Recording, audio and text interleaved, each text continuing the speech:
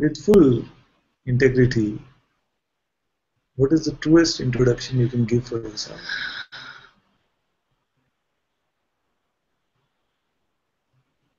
There's times like right now, times when the presence just comes so strong, and it's just so much contentment, and it's actually like there all the time, but it's just when I'm not in the mind or whatever. But it's just so that's here and that's seeing.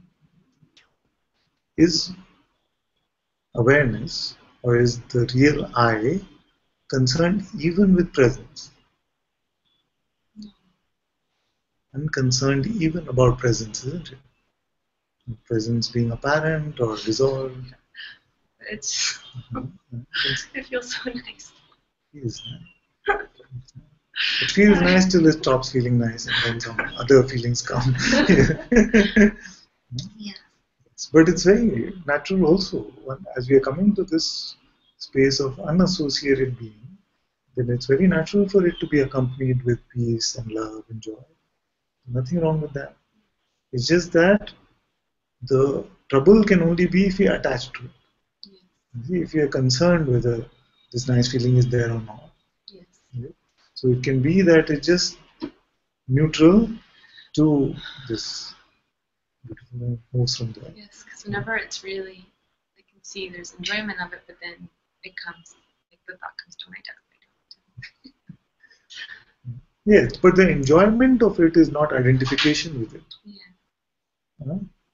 Okay, this is a very good point, because sometimes this confusion can be there that, wow, there's so much beautiful love here and peace here can be experienced, and there's great joy which comes with enjoyment of it.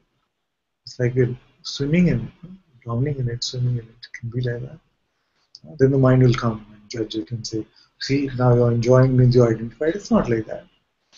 To attach means, to identify means that there's this feverishness about it not going or it's staying just like this.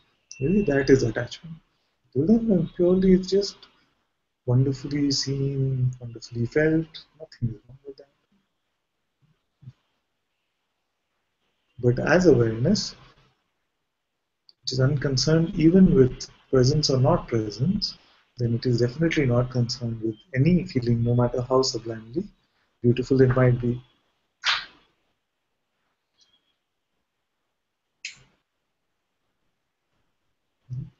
And it is found usually, not, that's why I don't say this enough, because sometimes it can become an expectation or benchmark like this, but it is found usually that those who are not concerned with anything which is arising, then all of these feelings and these beautiful chocolate flavored things, they seem to chase those.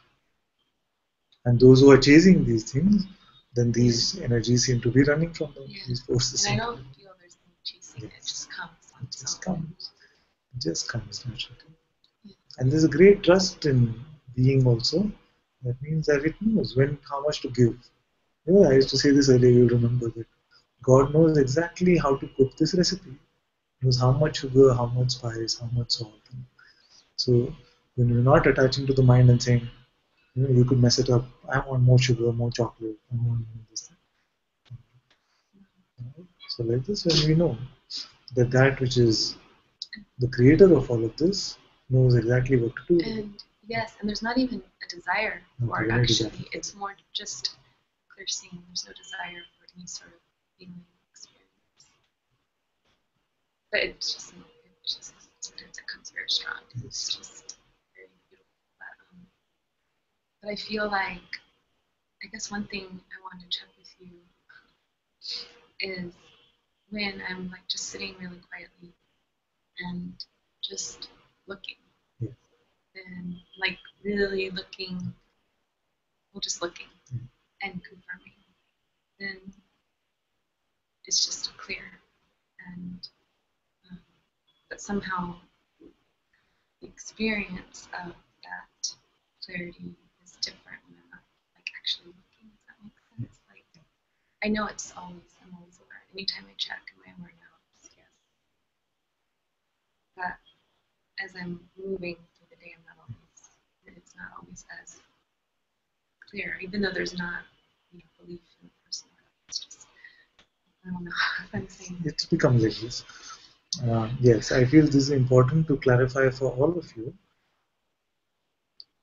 Freedom is not a state where attention completely rests only in awareness.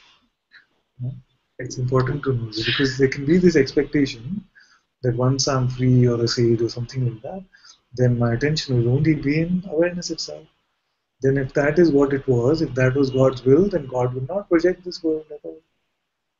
So if this waking state is happening, the natural flow of attention moving to objects and to other things will flow.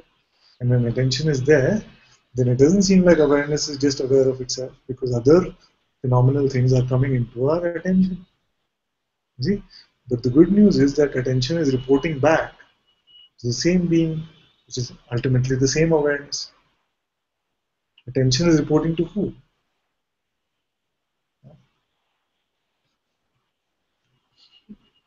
You should look at this. So attention we say is going, but is it going completely? Because then I would not be able to call it my attention at all. It's gone. Somebody give me some fresh attention. I feel like it doesn't, like, it's more, less common now that it just goes and completely gets lost or whatever in the appearance. It's like, but that makes sense. Like, even though it can still go, it goes out, of course, it doesn't like. What happens is it becomes less mind riddled. Yes. It becomes less mind riddled. Yes. And the fogginess, the sense of fogginess reduces. And how does the fogginess come? Have you contemplated this? Sometimes we have. That you try to bring your attention to your mind, thoughts, and to the world. And suddenly everything becomes blurry. Because attention is limited. When you try to put on two different things at the same time, everything seems to blur. This computer will be blurry when my attention is on a thought. But this blurriness reduces because we are not that mind riddled anymore. So it's almost like the Buddhist practice of mindfulness. We are completely with what is seen. So it seems very clear. And it is seen in this because there are not too many pulls and pulls to our attention because our mind is not as magnetic as it was.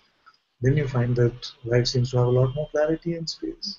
Our vision seems much more global, just accepting. You see regular people in the world, especially in the workplace, always like this, like they're not there. They're just confused between the external world and the mind and what's going on. Now what's happening is that it's just settling. Whatever just is appearing, attention can go to that.